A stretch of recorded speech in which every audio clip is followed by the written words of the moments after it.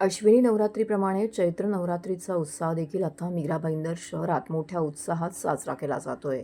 Pratap Sarnaik foundation आयोजित दिव्य चैत्र नवरात्र उत्सव 2026चा दिमाखदार प्रारंभ झाला असून संपूर्ण शहर भक्तिमय वातावरणामध्ये न्हाऊन निघाले आहे.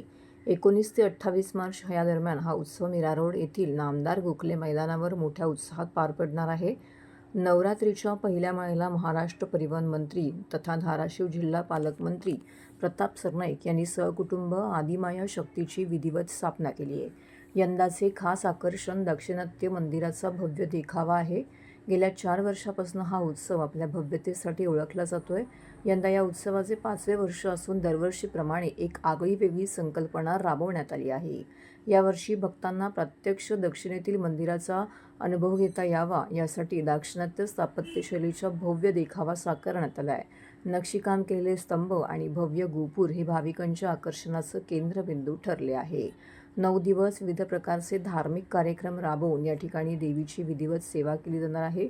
मीरा भाईंदरमधील सर्व भाविकांनी या दिव्य दर्शनाचा लाभ घ्यावा असं आवाहन प्रताप सरनाईक फाउंडेशनच्या वतीने करण्यात आलेलं आहे.